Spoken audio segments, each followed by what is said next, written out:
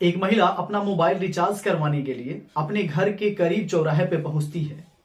वहां पहुंचती है तो दुकानदार उससे कहता है कि तुम पिछले दरवाजे से अंदर चले आओ। और बाद में जो दुकानदार है अपना शटर बंद कर उसी गेट से उस घर के अंदर चला जाता है। उसके बाद से जो होता है, बाद की कहानी जान आपके पैरों तले जमीन खिसक जाने वाली है। नमस्कार दोस्तों, मैं हूं राज और आप देख रहे हैं देसी अपराध। आज की जो सच्ची घटना मैं आपको सुनाने वाला हूं, दरअसल यह घटना है छत्तीसगढ़ बलरामपुर की।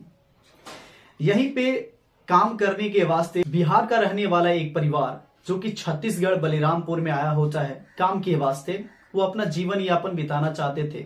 तो यहाँ पे आने के बाद वो भट्ठे पे काम किया करते थे और भट्ठे पे काम करके अपना जिंदगी बसर करते थे, जिंदगी को व्यतीत करते थे। वो काफी छोटे कस्बे से आए होते हैं, काफी छोटे घराने से होते हैं, जिसके वजह से उनको भट्ठे पे कटना होता है। इसमें पुष्पा होती है और पुष्पा का जो पति होता है जिसका नाम है गुड्डू, और गुड्डू की उम्र 28 साल होती है। इन दोनों की शादी हो गई होती है। जैसे तैसे ये पैसा कमाते हैं, अपना जीवन व्यतीत करते हैं। जितना ही कमाए उतने में ही बड़े अच्छे से जिंदगी को व्यतीत कर रहे होते हैं। इधर जो पुष्पा है वो नई लड़की थी, इधर जो गुड्डू है ये भी दिन रात कमाया करता था। अपने घर का इकोनॉमिक जो स्तर था उसको, हालात को ठीक करने की कोशिश करता था। और जब हालात ठीक नहीं होते थे, जिसकी वजह से पुष्पा को भी भट्ठे पे जाना पड़ता था और काम करना पड़ता था। अब ये दोनों पति पत्नी मिलकर काम करते थे। करीब इसी तरह से काम करते करते 5 महीने का वक्त गुजर जाता है। पुष्पा का एक दिन मोबाइल रिचार्ज खत्म हो जाता है। अब वो काफी परेशान रहती है और गुड्डू से कहती है कि तुम मेरा मोबाइल रिचार्ज करवा दो, क्योंकि जब भी मुझे थोड़ा वक्त टाइम मिलता है तो मैं अपना टाइम पास कर लेती हूँ मोबाइल में कुछ देखकर। गुड्डू कहता है कि देखो, अभी मुझे पैसा मिलने के लिए 7 दिन का जरूरत है। 7 दिन बाद मुझे पैसा मिलेगा, जो मालिक है वो 7 दिन बाद पैसा देगा, तो मैं तुम्हारा मोबाइल 7 दिन बाद रिचार्ज करवा दूंगा। लेकिन इधर जो लड़की है वो पुष्पा है, वो काफी परेशान रहती है। वो सोचती है कि 7 दिन बाद पैसा मिलेगा तो मैं किसी और से पैसा ले लेती हूँ, फिलहाल मैं रिचार्ज करवा लूंगी, 7 दिन बाद वही पैसा मैं उसे दे दूंगी। अब ये गांव में निकलती है, गांव में जाती है, कई महिलाओं से मिलती है और पैसा मांगने की कोशिश करती है कि मुझे कुछ पैसा दे दो। लेकिन कोई महिला इसकी बात नहीं सुनती, क्योंकि ये जो है छोटे घराने से थे, तो जिसकी वजह से कोई महिला इसकी बात नहीं सुनती। बात करते करते एक महिला मिलती है, वो कहती है कि ठीक है, मैं तुम्हें पैसा दे देती हूँ, लेकिन तुम्हें 7 दिन वक्त दे रही हूँ, 7 दिन में मेरा पैसा वापस कर देना। पुष्पा जो होती है कहती है कि ठीक है, मैं 7 दिन बाद तुम्हारा पैसा वापस कर दूंगी। और फिर ये जो पुष्पा होती है, अपने जहां पे ये मकान में रहते थे वहां से करीबी एक चौराहा है, वहां चौराहे पे पहुंचती है। वहां पे एक दुकान है, उस दुकान के पास पहुंचती है और वहां के दुकानदार से कहती है कि भाई साहब मेरा मोबाइल रिचार्ज कर दो। वो जो दुकानदार होता है जिसका नाम है ब्रिजेश, और ब्रिजेश की उम्र 25 साल की होती है। ब्रिजेश पैसा लेता है, इसके मोबाइल का रिचार्ज कर देता है और करीब वो समय होता है दोपहर का। रिचार्ज करने के बाद वो घर चली आती है पुष्पा, और घर जैसे ही आती है सब कामकाज में लग जाते हैं। अब ये सभी लोग डिनर कर रहे होते हैं, तभी पुष्पा के अचानक मोबाइल रिंग होने लगता है। पुष्पा भागे दौड़े जाके अपने मोबाइल को उठाती है और बोलती है कि कौन है। तो उधर से जो दुकानदार था, जो मोबाइल रिचार्ज किया था, ब्रिजेश, वही कहता है कि मैं हूं, मैं बस चेक कर रहा था कि जो रिचार्ज किया था वो तुम्हारे ही मोबाइल पे हुआ है या किसी और पे हुआ है। इस बात को सुनकर पुष्पा थोड़ा सा शांत होती है और वो कहती है कि आइंदा कभी कॉल मत करना मेरे पास। और इतना कह के वो मोबाइल काट देती है, फोन काट देती है, रख देती है। और इस तरह से वो फिर दिन बीतने लगते हैं। 1 महीने का दिन भी बीत जाता है। 1 महीने का जब वक्त बीतता है तो फिर से पुष्पा का मोबाइल जो है रिचार्ज खत्म हो जाता है। अब रिचार्ज खत्म हो जाने की वजह से फिर पुष्पा उस दुकानदार के पास पहुंचती है, ब्रिजेश के पास, और ब्रिजेश से कहती है कि देखो, मेरे पास अभी पैसा नहीं है, पैसा मिलते ही मैं तुम्हें पैसा दे दूंगी, अभी रिचार्ज कर दो मेरा।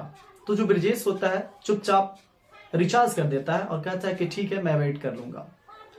और अब इसी तरह से वो हर बार जाती है और पुष्पा हर बार जाती है उस चौराहे दुकान पे ब्रिजेश के पास और उससे रिचार्ज करवा लेती है और पैसा आगे पीछे दिया करती थी। अब ये हर महीने जाती है और कुछ अगर पूछना भी होता था, कुछ होता था, तो वो फोन करके बातें करना शुरू कर देते थे। टाइम पास करना था तो इधर पुष्पा और ब्रिजेश दोनों आपस में बात करने लगते हैं। और इधर जो गुड्डू है वो मेहनती था, दिन रात काम करता है, अपने परिवार का देखभाल करता है। उसे इन बातों से कुछ लेना देना नहीं था। वो सोचता था सब कुछ ठीक है। लेकिन कहीं ना कहीं गुड्डू को ये बात समझ में आने लगी थी कि आखिर मैं रिचार्ज नहीं करवा रहा हूं अपनी पत्नी का मोबाइल, वो रिचार्ज कैसे हो जा रहा है। और एक दिन तो वो आकर डिनर के वक्त खाना खाते हुए पूछ भी देता है कि पुष्पा, मैं तुम्हारा मोबाइल नहीं रिचार्ज करवाता हूं, तुम कैसे रिचार्ज करवाती हो।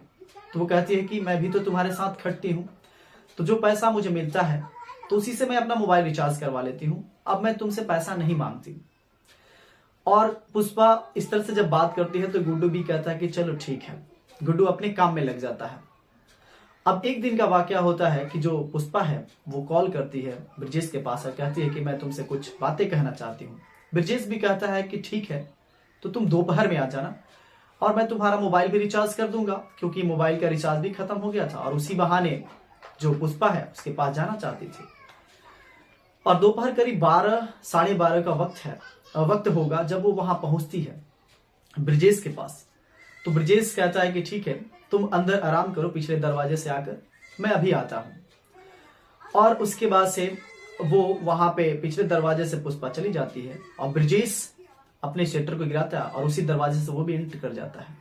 फिर ये दोनों एक दूसरे के पास बैठते हैं, बातें करते हैं, मीठी मीठी बातें करते करते एक दूसरे में घुल मिल जाते हैं। इन दोनों में तो दोस्ती पहले ही से थी, बाद में ये नाजायज संबंध भी बनाते हैं और इतने घुल मिल जाते हैं, इतना वक्त बिताते हैं। तो वक्त बीतने लगता है, करीब 1 घंटा 2 घंटा बीत जाता है। तो अचानक से जो पुष्पा होती है उसकी नजर दीवार पे पड़ी घड़ी पे पड़ती है। तो देखती है कि करीब 5 बजने वाले हैं। बहुत तेजी से उठती है और कहती है कि बस मैं अब चल रही हूं, मुझे जाना पड़ेगा क्योंकि मेरा पति का आने का टाइम हो गया है। अब जो ब्रजेश है वो कहता है कि ठीक है, और ये बातें करते हैं कि अगर तुम्हें जब भी आना होगा तो तुम इसी दोपहर के टाइम में आ सकती हो जब कोई कस्टमर नहीं होता दुकान पे। पुष्पा इस बात को ध्यान में रखती है और वहां से चली जाती है। वो जब घर आती है फिर उसके बाद से क्या, गुड्डू भी आया होता है, उसे खाना देती है और हर रोज की तरह वो फिर एक दूसरे से मिल जाते हैं, भूल जाते हैं। इधर क्या है कि जो गुड्डू है वो सुख नहीं दे पा रहा था, जो ये पुष्पा है इसको शारीरिक सुख नहीं दे पा रहा था, जिसके वजह से कहीं ना कहीं पुष्पा भी परेशान रहती थी। और गुड्डू भी तो अपने परिवार के लिए यही काम किया करता था, थकान से चूर रहता था, तो वो बहुत जल्दी सो जाता था। गुड्डू भी अपना मोबाइल रिचार्ज करवाने के लिए उस ब्रजेश की दुकान पे पहुंचता है, उस चौराहे पे पहुंचता है। जैसे ही वहां पहुंचता है, रिचार्ज करवाता है, तो वहां के कुछ निवासी होते हैं, वो कहते हैं कि गुड्डू तुम्हें कुछ पता है, तुम्हारी पत्नी भी यहाँ पे आती है, मोबाइल रिचार्ज करवाती है और हर रोज आया करती है फिर चली जाती है। गुड्डू को ये बात हजम नहीं होता, वो कहता है ऐसा तो नहीं है और वो परेशान सा दिखता है। फिर घर पे आता है और शाम के वक्त जब घर आता है भट्ठे से काम करके, तो अपनी पत्नी से पूछता है कि क्या तुम वहां पे जाती हो। तो जो पत्नी है वो सभी बातें बताती है कि असल में जब रिचार्ज खत्म हो जाता है तो मैं वहां जाती हूँ, रिचार्ज करके चली आती हूँ। ऐसा कुछ भी नहीं है। लेकिन वहां के जो निवासी थे, ग्रामवासी, वो बताए थे कि मुझे लगता है कि तुम्हारी पत्नी और ब्रजेश में कुछ नाजायज संबंध है। अब इस बात को लेकर गुड्डू थोड़ा सा परेशान था। वो देखना चाहता था कि क्या मेरी पत्नी ऐसा करती है। तो इस चीज को देखने के लिए वो अपने पत्नी को दिखावा करता है, कहता है कि मैं काम करने के लिए जा रहा हूं। अगले दिन वो काम करने जाता है, लेकिन काम पर ना जाकर वापिस चला आता है। वो देखना चाहता था कि क्या इसकी पत्नी वाकई में उस ब्रजेश दुकानदार के पास जाती है या नहीं। जब वो आता है तो देखते रहता है दूर से ही, लेकिन उसकी पत्नी बिल्कुल ब्रजेश के पास नहीं जाती। करीब 1 2 दिन 3 दिन ऐसा ही बीत जाते हैं। गुड्डू को लगता है कि उसकी पत्नी शायद ऐसा नहीं जाती है, जो लोग कह रहे थे शायद गलत है। लेकिन चौथे दिन भी गुड्डू काम पे ना जाकर अपने पत्नी को देख रेख में लगा रहता है, निगरानी में। तो चौथे दिन यहाँ पे जो पुष्पा है वो अपने उस ब्रजेश के पास पहुंच जाती है चौराहे पे, और गुड्डू पीछे पीछे वहां पे आने लगता है। अब जब जैसे ही यहाँ पे पहुंचती है तो ब्रजेश कहता है कि तुम पिछले दरवाजे से अंदर आ जाओ, और यहाँ पे जो गुड्डू है चुपचाप सब कुछ देखता रहता है दूर से ही। बाद में जो ब्रजेश है शटर बंद करता है, उसी दरवाजे से अंदर जाता है। तो गुड्डू भी चुपके से वहां पहुंचता है। तब ये देखता है, और जो नजारा देखता है तो काफी आग बबूला हो जाता है, क्योंकि यहाँ पे ब्रजेश और पुष्पा दोनों आपत्तिजनक अवस्था में थे। जब ऐसे स्थिति में थे तो गुड्डू काफी गुस्सा होता है और झगड़ा करने लगता है, उन लोगों से मारपीट करना शुरू कर देता है। ब्रिजेश भी इधर झगड़ा करना शुरू कर देता है। इन सब चीज को देख रही होती पुष्पा। पुष्पा कुछ नहीं बोलती, हालांकि यहाँ पे गुड्डू काफी आग बबूला था, झगड़ा करने लगता है। देखते ही देखते वहां के जो लोग होते हैं, अस्थायी निवासी होते हैं, वहां पे पहुंच जाते हैं, भीड़ इकट्ठा हो जाती है और उसी में से एक व्यक्ति पुलिस को भी कॉल कर देता है। पुलिस भी उस घटना पे पहुंच जाती है। वहीं पे जब पहुंचती है तो इन तीनों लोगों को गिरफ्तार करती है, यानी कि यहाँ पे पुष्पा, पुष्पा का पति गुड्डू और ब्रिजेश को, तीनों को गिरफ्तार करने के बाद इन तीनों से पूछताछ करना शुरू कर देती है। तो ये तीनों अपना अपना बयान देते हैं, सभी चीजें बताते हैं। तो अब जो पुष्पा है वो कहती है कि मैं ब्रिजेश के साथ ही रहना चाहती हूं, मैं गुड्डू के साथ नहीं रहूंगी। वो अपने पति के साथ नहीं रहना चाहती है। लेकिन पुलिस किसी तरह से और वहां के ग्रामवासी समझा बुझाकर कहते हैं कि तुम अपने पति के साथ ही रहो, ब्रिजेश का कुछ और ठिकाना लगा दिया जाएगा। बाद में जो पुष्पा है वो मान जाती है, वो कहती है कि ठीक है, मैं अपने पति गुड्डू के साथ रहूंगी। और फिर गुड्डू देर ना करते हुए अपने पत्नी को, यानी कि पुष्पा को अपने साथ में लेकर बिहार वापस लौट जाता है और ब्रिजेश वहीं पे अपना रहने लगता है, कारोबार संभालने लगता है।